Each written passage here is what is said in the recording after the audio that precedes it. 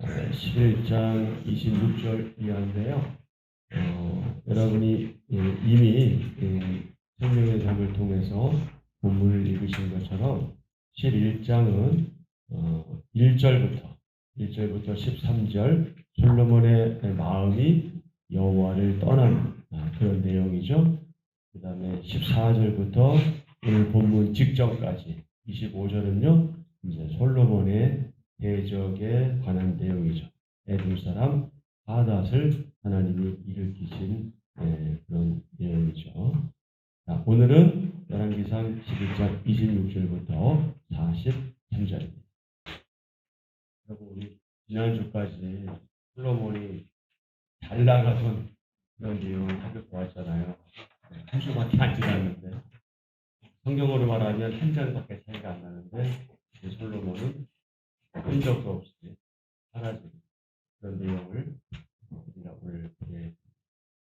오늘의 말씀이야 천천히 큰 용사인 여로보암이 솔로몬을 대적합니다. 아히야 선지자가 여로보암에게 솔로몬이 다윗처럼 행하지 않았기에 하나님이 이스라엘의 10지파를 여로보암에게 주시고 솔로몬의 아들에게는 한 지파만 주신다는 예언을 전합니다.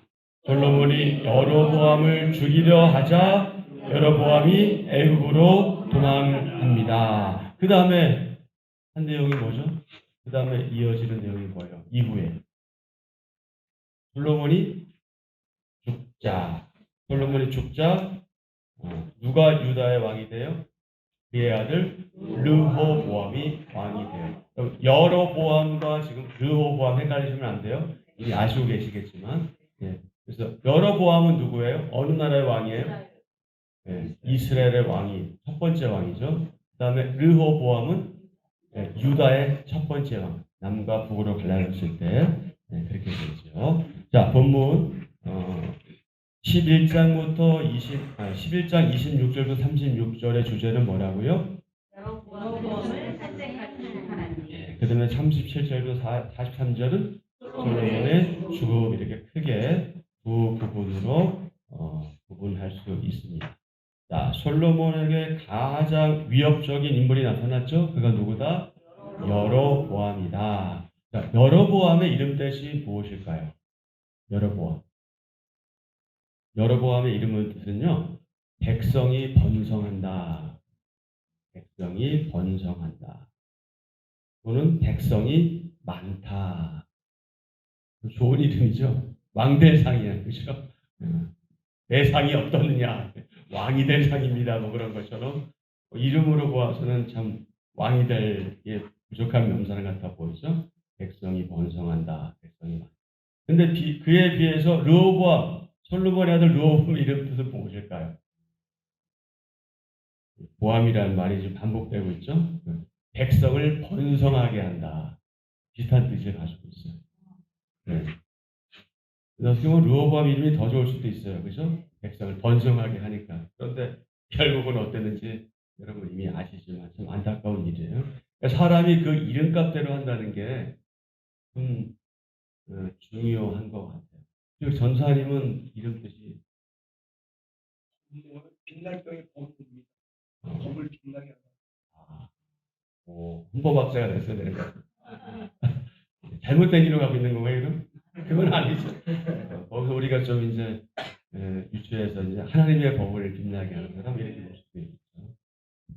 멋진 이름. 저는 창국이잖아요. 창국. 하나님 나라가 창성하게 된 그런, 남들은 그렇게 믿지 않지만 저 혼자 그렇게 제 이름을 했어요.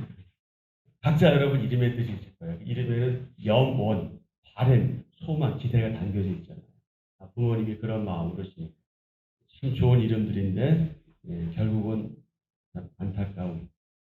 자, 여로보암은 밀로와 다윗성을 건축할 때 솔로몬의 마음에 들 만큼 부지런한 모습을 보였고, 솔로몬은 그를 어떻게 했어요?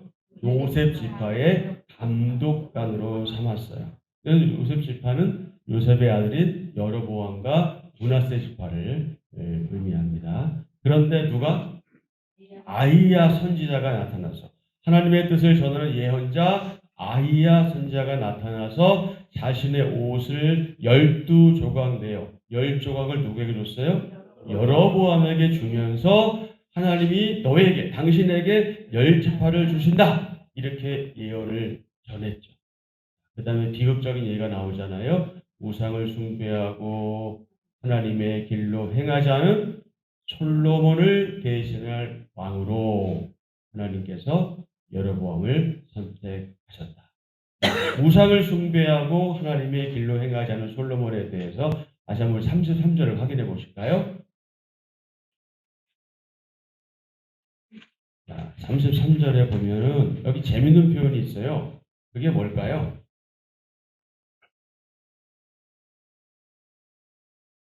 시작하자마자 재밌는 표현이 나오잖아요. 33절. 그 전에 그들이 솔로몬이 그래야 되는 게 맞잖아요. 그들이 그랬잖아요. 그들이 의미하는 게 뭘까요? 솔로몬 혼자 그랬다는 게 아니라는 거겠죠. 그죠? 솔로몬에게 관계된 사람, 특히 뭐 가족, 그의 아내들, 뭐 하나님 대단한 분이세요. 정말 무서운 분이세요. 한치의 오차도 없는 분이세요. 성경에도 그렇게 표현하고 있어요. 솔로몬이 이렇게 말씀하잖아요. 그들이 그러나 대표는 누구예요? 솔로몬이죠. 여기에 보면은 그 이유가 네 가지가 나오죠. 크게. 첫 번째가 뭡니다. 하나님을 버렸다는 거예요. 감히. 두 번째는 뭐예요? 그냥 간단하게 얘기해서 각종 우상을 섬겼어요. 여기 경배라는 것은 예배란 말이에요. 예배하는 거예요. 우상을 섬겼다는 것도 예배란 말이에요. 한마디로 우상을 숭배해서. 세 번째, 아버지같이 하지 않았어요. 아버지같이 하지 않으면서 어떻게 했어요? 하나님의 길로 행하지 아니했다. 이것은 다윗이 하나님의 길로 행했다는 것을 의미하고 있는 거죠. 그만큼 다윗이 중요한 사람이었죠. 네 번째 뭐예요? 누구 보기에? 하나님 보기에 정직한 일과 하나님의 법도와 내율례, 즉 하나님의 말씀을 행하지 아니했다. 순종하지 않았다. 그것이. 그게 이제 우상을 숭배하고 하나님의 길로 행하지 않은 솔로몬을 대신할 왕으로 여로보암을 선택하시는 것입니다. 그래서 아이야는 하나님의 명령과 법도를 지킨 다윗으로 인해, 그러니까 솔로몬 주의 생각하면은 당장 거기서 딱 끝내고 싶은 마음도 있었겠지만 누구를 봐서? 그의 아버지 다윗을 봐서 그분의 명령과 법도를 지킨 다윗으로 인해 한 지파, 우리 유다 지파인데 베냐민 지파 포함해서 한 지파 솔로몬의 아들에게 남겨 주신다 하는 것까지 전하죠. 누가? 아이야가.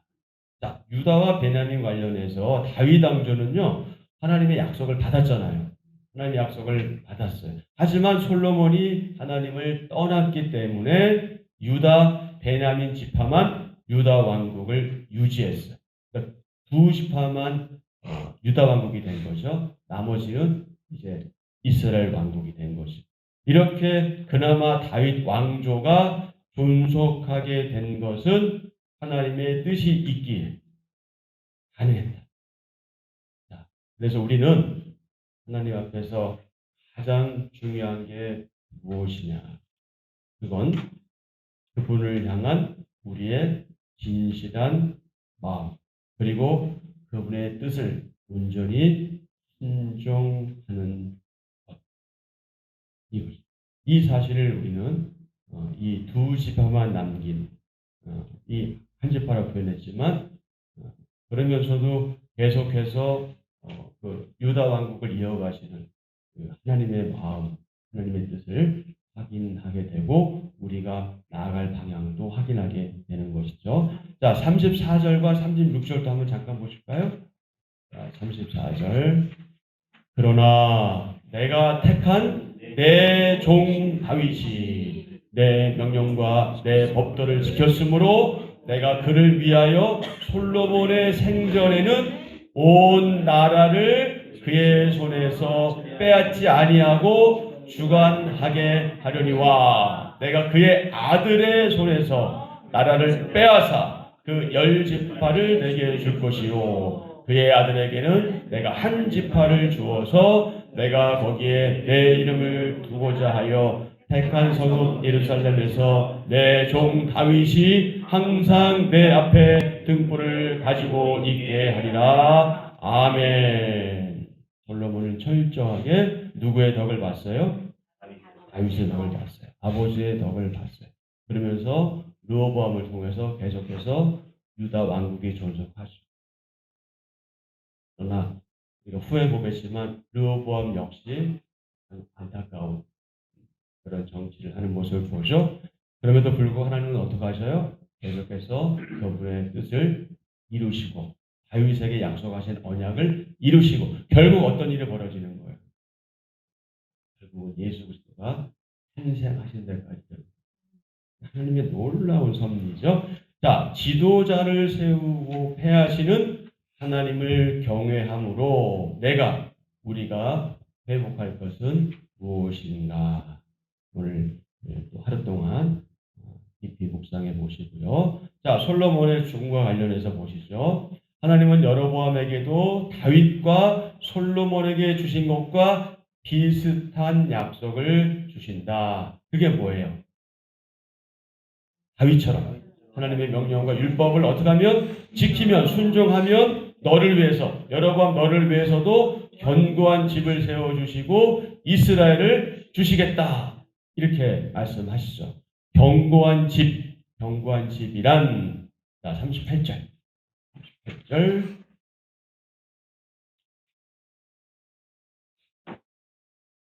37절 제가 읽을게요. 38절 여러분 읽으세요. 내가 너를 취하리니 너는 내 마음에 원하는 대로 다스려 이스라엘 위에 왕이 되되 내가 명령한 모든 일에 순종하고 내 이름을 하며 내 은혜 합당한 일을 하며 내 종 다윗이 행한 같이 내 율례와 명령을 지키며 내가 너와 함께 있어 내가 다윗을 위하여 세운 것 같이 너를 위하여 견고한 집을 세우고 이스라엘을 네게 주리라. 아멘. 견고한 집은 북이스라엘의 여로보암의 왕조를 세워 주신다. 그런 의미죠. 그러나 여러분 뭐 유다나 유다 르호보암이나 이스라엘의 여로보암이나 죄악된 길로 가는 건 비슷해요. 유다가 좀 덜하긴 했죠. 그런데 이스라엘은 이런 하나님의 말씀, 하나님 여로보암을 통한 말씀을 시작을 했지만 이 왕조를 오래가지 못하고 계속 바뀌게 되는 걸 볼 수가 있어요. 이렇게 해라 하면 그렇게 해라 하면 되는데 이렇게 해라 하는데 처음에 그런 것처럼 보이다가 어떻게 한 거예요? 자기 마음에 사사기 표현대로 하면 자기 소견에 옳은 대로 내가 하고 싶은 대로 내 뜻대로 그 결과는 아니다. 이것을 우리는 또 한 번 더 확인하게 됩니다. 남유다, 북이스라엘. 남유다, 유다를 중심한 베냐민, 유다, 이스라엘은 나머지 10집. 북이스라엘의 여로보암 왕조를 세우신다는 그런 의미. 다윗 언약과의 차이가 있어요. 그게 뭐예요? 왕조가 세워지는 것이 여로보암의 순종 여부에 달렸다. 순종하느냐, 그렇지 않느냐. 그러나 그럼에도 불구하고 하나님의 다윗과의 약속도 어떻게 해요? 계속해서 지켜 나가신다. 하나님의 선택을 한 솔로몬은 여로보암을 어떻게 하려고 해요? 죽이려고 하죠. 정적 제거를 하려고 하죠. 여로보암은 어떻게 합니까? 도망하죠. 어디로? 애국으로 도망합니다. 솔로몬의 40년 통치는 배교, 변절, 그래서 대적과 분열에 대한 심판으로 막을 내리죠. 너무나 안타까운 일. 그래서 여러분, 시작이 좋다고 반드시 끝이 좋은 것은 아니다. 시작이 나쁘다고 반드시 끝이 나쁜 것도 아니다. 알 수 없다. 중요한 것은 과거의 영광이 아니다. 과거에 내가 잘했는데 또 아무 의미 없어요. 과거에 내가 못했는데도 의미 없어요. 지금 내가 어떠냐가 중요해요. 지금 우리가 어떠냐가 중요해요. 그것이 우리에게 너무나 중요한 것이죠. 그런데 우리는 어떤 습성을 가지고 있어요? 내가 과거에 어땠는데, 내가 전에 어땠는데 이러잖아요. 그건 어쩔 수 없어 우리의 한계지만 하나님 앞에서는 과거에 우리가 어땠든지 지금과 그리고 앞으로가 중요하다는 것을 또 한번 확인하게 되지요. 나는 여전히 부족하지만 하나님이 내 삶에서 우리의 삶에서 변함없이 지켜준 약속은 무엇일까? 오늘 하루 동안 묵상의 질문이 되겠습니다. 하나님은 그분의 약속, 언약에 불충성하고 불순종하는 하나님의 사람들을 징계 또는 심판하시기 위해서 영적인 여러보암을 세우시고요. 그를 보호하십니다. 본문에서 하나님은 범죄한 솔로몬을 징계하시려고 여러보암을 세우시잖아요. 솔로몬을 대적하게 하시고 이스라엘을 남북으로 분열되게 하십니다. 분열되게 하신다 그러니까 하나님이 뭐 의도적으로 하신 것 같지만 그냥 우리가 편하게 얘기하는 것이에요. 그러나 결국에는 하나님의 섭리가 없이는 불가능하니까 그렇게 표현하는 것입니다. 사람이 한 것이잖아요. 그 죄악으로 인해서 하나님은 그것까지도 그냥 간과 그냥 지나치시고 허용하시는 것이죠. 여러보암을 세우셔서 솔로몬을 대적하게 하신 하나님. 자, 여러보암을 솔로몬의 대적자로 세우신 내용이 26절부터 28절. 그 다음에 여러보암에게 선지자 아히야를 보내신 내용이 29절부터 39절. 그 다음에 솔로몬의 어리석은 대처와 죽음. 이것이 40절과 41, 42, 43. 이렇게 또 세 부분으로 나누어 볼 수도 있습니다. 어떤 일이나 어떤 사건이 있을 때 우리 사람은 무엇을 찾습니까? 어떻게 해야지 방법을 찾습니다. 그것은 나쁜 게 아니에요. 그것은 당연하겠죠? 그러나 하나님은 어떠셔요? 하나님은 방법을 찾으시기보다는 누구를 찾으세요? 사람을 찾으세요. 우리는 사람보다 사실은 현상이나 보여지는 것, 일을 중요하게 여기지만 하나님은 그런 것들보다 사람을 중요하게 여겨요. 그 관점이 달라요. 바라보는 게 달라요. 그래서 우리가 할 수만 있다면, 가능하다면 그런 보이는 걸 자꾸 보려고 하기보단 먼저 우리 주위에 옆에 있는 하나님이 보내주신 사람들을 먼저 보는 게 그게 우리에게 필요해요. 그 마음을 좀 헤아려 주고 또 그 사람이 좀 부족해도 좀 단점이 있어 약점이 있어도 이걸 좀 바라봐 주면서 그 사람을 통해서 하신 하나님의 일을 좀 우리가 좀 목도하는 경험하는 이제 그게 우리에게 필요한 거. 그 다음에 나오는 것이 이제 뭐예요? 동시에 이제 어떻게 할 것인가가 나오는 거예요. 그래서 사람을 중요하게 여기면서 같이 우리가 하나님께서 어떻게 이 문제를 이 사건을 해결 나갈 것인가를 풀어 나가는 것이 중요하다 하는 것이죠.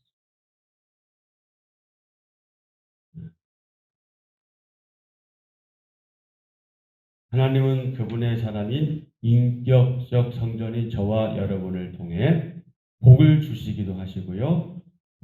또 징계를 내리시기도 합니다. 근데 사실 이제 주위 사람들을 통해서 내가 시험에 빠진 것은요.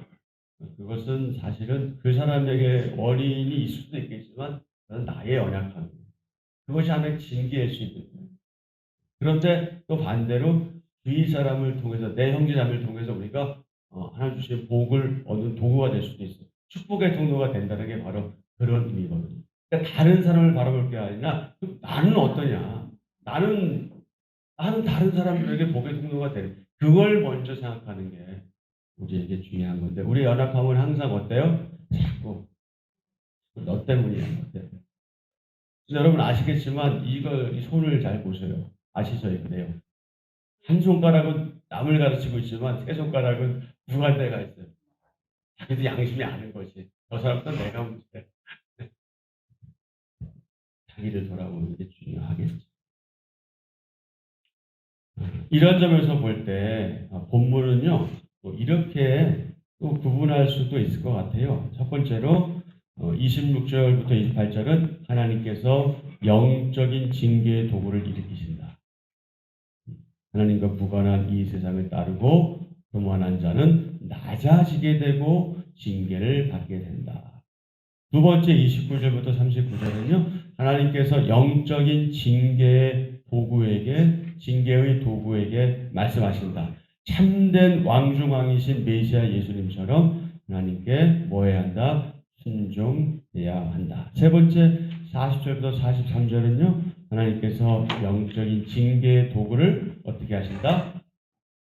보호하신다. 하나님께서 영적인 징계의 도구를 일으키신다. 하나님께서 영적인 징계의 도구에게 말씀하신다. 하나님께서 영적인 징계의 도구를 보호하신다. 오늘날 영적인 여러보암을 제거하려고 할지라도 하나님의 그 말씀은 어떻게 된다? 반드시 꼭 이루어진다. 성취된다. 그러므로 솔로몬의 지혜조차도 하나님의 뜻을 꺾을 수는 없다. 결국 참 지혜의 왕이신 하나님의 선한 계획만이 어떻게 된다? 성취된다. 인격적 성장인 교회, 성도들은 하나님의 징계의 도구로 사용되는 영적 여로보암을 일으키기 전에 하나님께서 그렇게 하시기 전에 회개하고 돌이켜야 한다. 왜 그렇습니까? 왜 그러냐면 우리는 왕따이기 때문이다. 웬 왕따? 웬 왕따일까요? 왕 대신 주님을 따르는 사람들. 우리는 왕 대신 주님을 따르는 사람들이라는 의미에서 왕따입니다. 여러분 왕따란 말을 너무 기분 나쁘게 들을 필요 없어요. 왕 대신 주님을 따르는 사람이에요. 왕따가 돼도 좋아. 근데 진짜 왕따 되면 안 되겠죠. 그런 의미에서 그렇다 하는 것이고요. 자, 그 오른쪽에 보면 순종을 훈련할 이유 보면은 중간 정도 보면 순종이란 인간의 본성에 어긋나는 일입니다. 그 부분 있죠? 자, 그 부분 천천히 한번 읽겠습니다. 시작. 순종이란 인간의 본성에 어긋나는 일입니다. 제 도리와 시작이 불순종과 교만이라는 것을 생각하면 가난한 일입니다. 아담과 하와가 어디에서 죄를 짓게 되었습니까? 하나님 없이 내 마음대로 내 뜻대로 살아보겠다고 마음먹었기 때문입니다. 그야말로 하나님으로부터 독립선언을 한 것입니다. 하나님은 우리에게 딱 하나 순종하는 훈련을 요구하십니다.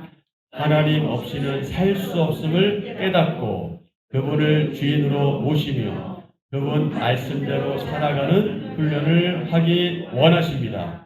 그리고 그 훈련을 통과한 사람에게는 복을 주십니다. 순종은 자기 의지와 가치를 온전히 포기한 채 신뢰하는 대상에게 자신을 온전히 내맡기는 것입니다. 이 스텝스톤이라는 것만 아는 게 아니라 저희와 여러분도 이미 알고 있는 내용이에요. 자, 토미텐이라는 분이 이런 말을 했네요. 주님의 손길을 떠나서는 어떤 비전도, 어떤 꿈도, 어떤 계획도, 어떤 소망도 성취될 수 없다. 주님의 손길, 주님의 동행하심과 함께 보조를 맞춰 오늘 하루도 최선을 다해 살아가는 저 여러분 됐으면 참 좋겠습니다. 자, 한 절 묵상입니다. 열왕기상 11장 41절부터 43절. 자, 같이 읽습니다. 솔로몬은 40년간 이스라엘을 다스렸는데 그의 생애를 통해 두 가지 교훈을 얻을 수 있습니다. 첫째, 은혜로 모든 것을 누렸지만 결국 인생은 유한하다는 것입니다. 권력, 지혜, 부 등 사람이 바라는 것을 다 가져도 그것이 참 평안을 가져다 주지 않습니다. 둘째, 하나님의 백성의 삶에는 더 위대한 솔로몬이 필요하다는 것입니다. 그분은 강하고 지혜롭고 위대하며 겸손한 왕이신 바로 솔로몬보다 크신 예수 그리스도이십니다. 아멘. 오늘 저희는 바로 그분을 믿고 있으니 얼마나 복되고 행복한 사람들입니까? 자, 오늘의 기도 함께합니다. 하나님, 사람의 칭찬 한마디에도 세상같이 높아지는 제 마음의 교만을 봅니다. 제게 있는 것은 모두 하나님이 주신 것임을 늘 기억하며 사랑의 근원을 하나님 안에서 찾게 하소서. 그 끝에서 호흡이 사라지는 순간까지 저 자신은 부인하고 하나님만을 높이게 하소서. 예수 그리스도의 이름으로 기도합니다. 아멘. 아멘. 오늘 본문 말씀 이렇게 묵상하시면서 또 생각하시면서 기도하시고요. 특별히 우리가 늘 계속해서 이제 기도하는 몇 가지가 있죠. 원로 목사님 또 사모님 분들의 영육간의 강건과 또 향후 사역과 특별히 5월 11일부터인가요? 필리핀 사역 그리고 함께 동행하시는 또 우리 지체들을 위해서 또 안전사고가 없도록 또 그곳에 선한 영향력을 미치고 돌아올 수 있도록 기도해 주시고요. 제가 아직 모병실과 또 저희 가족이 좀 이사 완성이 좀 덜 됐어요 아직. 건강을 위해서도 가정을 위해서 또 기도해 주시고요. 그리고 사역을 위해서 기도해 주시면 너무너무 힘이 되겠습니다. 계속해서 우리 기도하고 있는 우리 정태른 형제 위해서 기도해 주시고요. 또 우리 교회 속한 분들 가운데 마음이 상하신 분이나 또 몸이 또 불편하고 어려우신 병상에 있는 분들을 위해서 기도해 주시고요. 나라와 민족, 위정자들을 위해서 기도해 주시고 여러분도 기도 제목으로 기도하시다가 이렇게 돌아가시면 되겠습니다.